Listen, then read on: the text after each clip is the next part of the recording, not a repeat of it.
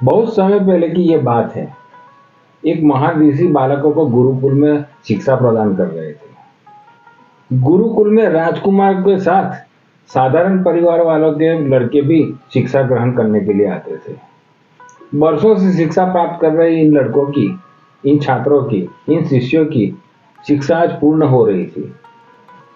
सभी लड़के उत्साह के साथ अपने अपने घर लौटने की तैयारी में जुटे हुए थे। तभी गुरुजी ने लड़कों से कहा, आप सभी मैदान में एकत्रित हो जाएं। गुरुजी का आदेश सुनते ही सभी लड़के एक मैदान में एकत्रित हो गए।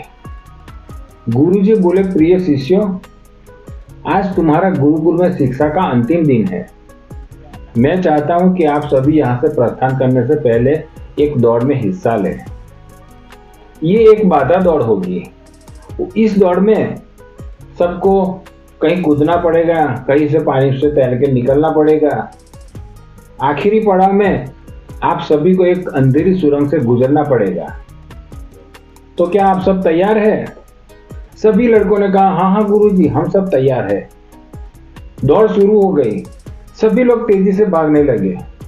वे तमाम बाधाओं को पार करते हुए उस अंधेरी सुरंग के पास पहुंचे।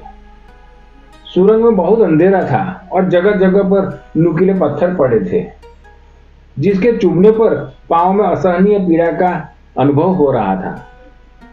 सभी लड़कों ने जैसे तैसे करके दौड़ खत्म की और सभी गुरुजी के पास एकत्र हो गए।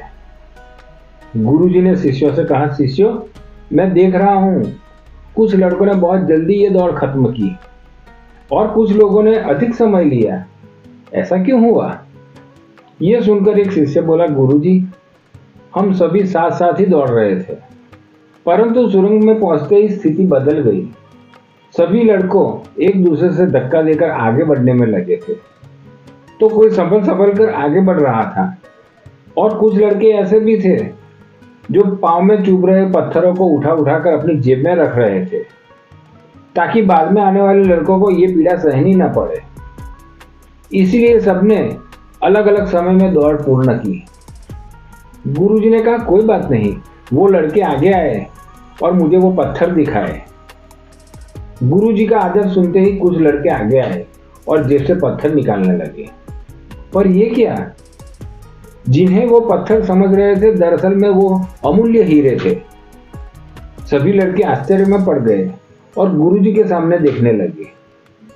गुरुजी ने कहा, मैं जानता हूं आप सब लोग इस हीरों को देखकर आश्चर्य में पड़ गए। दरअसल ये अमूल्य हीरे मैंने ही उस सुरंग में रखे थे। पर ये दूसरों के बारे में सोचने वाले शिष्यों को मेरी तरफ से इनाम है।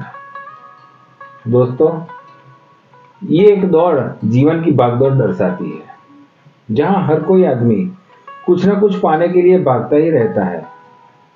हमें इस बात की दिमाग में गांठ बांध लेनी चाहिए कि अपने जीवन में जो सफलता की इमारत खड़ी करे, वो परोपकार की ईंटें लगाना ना भूले। देखा जाए तो हमारे जीवन की ये सबसे अनमोल जमा पूंजी होगी। किसी इंसान के साथ धोखाधड़ी करके हमें जो सफलता मिलती है, वो सफलता नहीं कहलाती। इसीलिए मैं कहता हूँ कि काम करो कुछ इस कदर कि दुनिया करे तुम्हारी कदर।